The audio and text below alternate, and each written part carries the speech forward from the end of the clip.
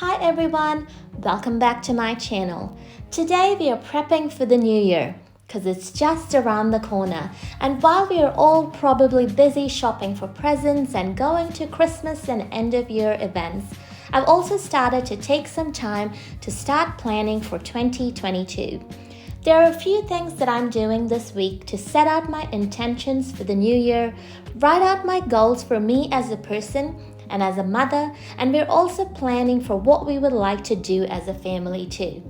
It's always nice to start the new year with a fresh start, so I hope this video inspires you to take some time to organize and reset for 2022.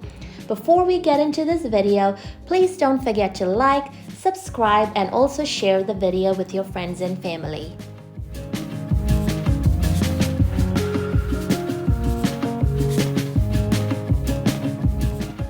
Alright, so the first thing to do is to celebrate your progress. Even if you feel like you haven't achieved a whole lot in this past year, by taking the time to reflect, you'll soon be amazed to see how much you've actually achieved and how far you have come. And so I just want to encourage you right now, whether it's been a good year, average year, or really bad year, take some time, with a cup of coffee or just right before you're going to go to bed tonight and reflect on the last several months, and you'll be amazed to see how far you've come. And don't forget to celebrate even the smallest wins. The second thing is review your habits and routines. The older I get, the more conscious I am of what I eat. Over the last 12 months, I made a conscious effort to increase my water intake.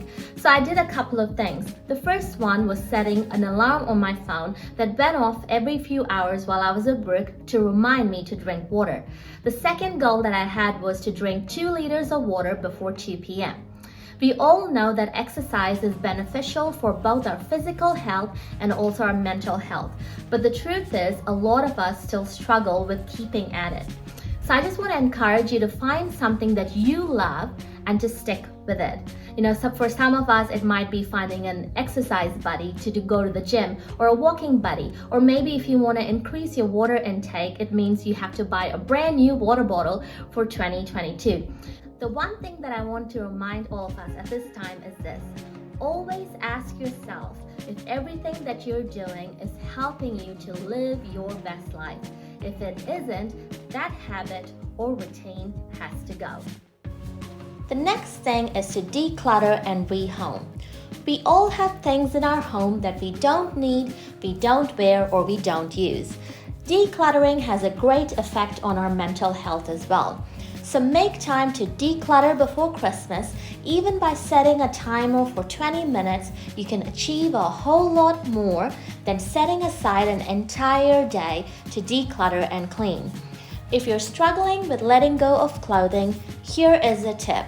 If you haven't worn it between 2020 and 2021, it's time for it to go. The other places you can declutter are bathroom shelves, the pantry, and even your garage.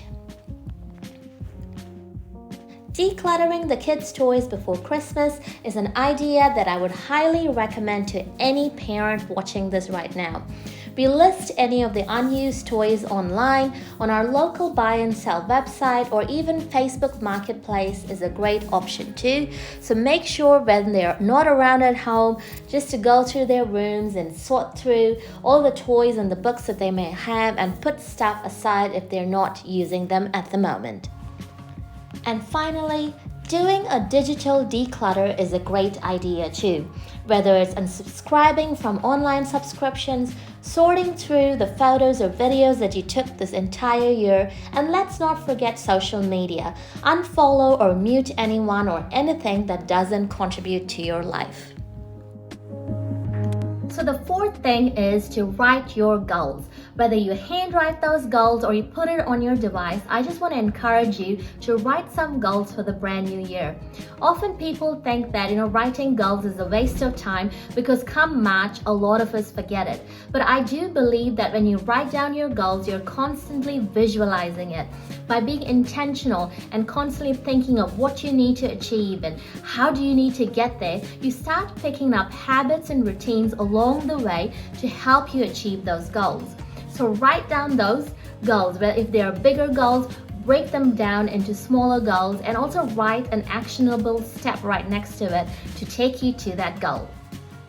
Now is the perfect time to shop for planners, organizers, menu planners, checklists, journals, dot journals in A3, A4, or even A5 size. You name it, they've got it all out there right now. Every year I like to browse through the stores before I decide on what planner I would like to get for the upcoming year. While there are many apps out there, I found having a planner where you can write everything down keeps me on track at home and also at work.